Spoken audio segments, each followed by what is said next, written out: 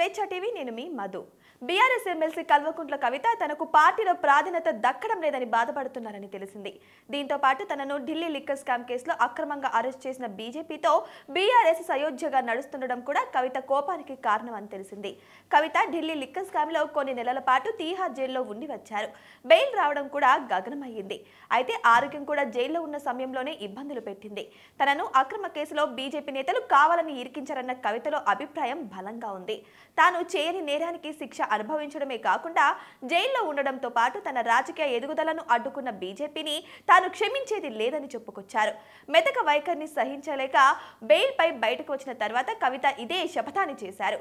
తాను బీజేపీ అంతమయ్యే వరకు పోరాడతానని నాడు జైలు బయట తన అభిమానాన్ని ఉద్దేశించి ప్రసంగించారు. కేంద్ర ప్రభుత్వంలో అధికారంలో ఉన్న బీజేపీ రాజకీయ ప్రయోజనాల కోసమే తనను జైలు పాలు చేసిందని, తన కుటుంబానికి కొన్ని నెలల పాటు దూరం చేసిందన్న ఆగ్రహం కమలం పార్టీపై కవితకు బాగానే ఉంది. తనకు కాంగ్రెస్ కంటే ప్రధాన శత్రువు బీజేపీనే అని ఆమె చెప్పుకొచ్చారు. అందులో ఎలాంటి సందేహం లేదని కవిత సన్నిహితుల వద్ద కూడా ఇదే అంశాన్ని ప్రస్తావిస్తున్నారట. అలాంటి బీజేపీ పట్ల బీఆర్ఎస్ పార్టీ మెతక వైఖరిని అవలంబించడాన్ని కవిత సహించలేకపోతున్నారట.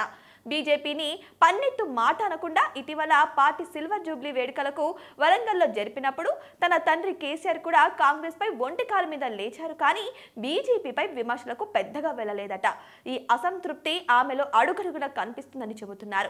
తన సోదరుడు బీఆర్ఎస్ వర్కింగ్ ప్రెసిడెంట్ కేటీఆర్ తో పాటు హరీష్ రావు కూడా రేవంత్ రెడ్డి కాంగ్రెస్ పార్టీపై ధ్వజమెత్తుతున్నారని, బీజేపీని పన్నెత్తు మాట కూడా అనకపోవడం తనను బాధిస్తుందని ఆమె చెబుతున్నారట.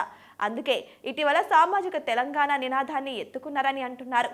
బీఆర్ఎస్ ముఖ్య నేతలు ఏమనుకున్నా తాను బీజేపీపై పోరాటం చేయడానికి సిద్ధంగా ఉన్నారని, బీజేపీకి బీసీల ఓటు బ్యాంకు దూరం చేసే లక్ష్యంతోనే కవిత ఆ రకమైన వ్యాఖ్యలు చేశారంటున్నారు. మరి కవిత కోపాన్ని పసిగట్టిన కారు పార్టీ అగ్రనేతలు ఇప్పటికైనా బీజేపీని కూడా శత్రువుగా చూస్తారా లేదా అన్నది తెలియాల్సి ఉంది.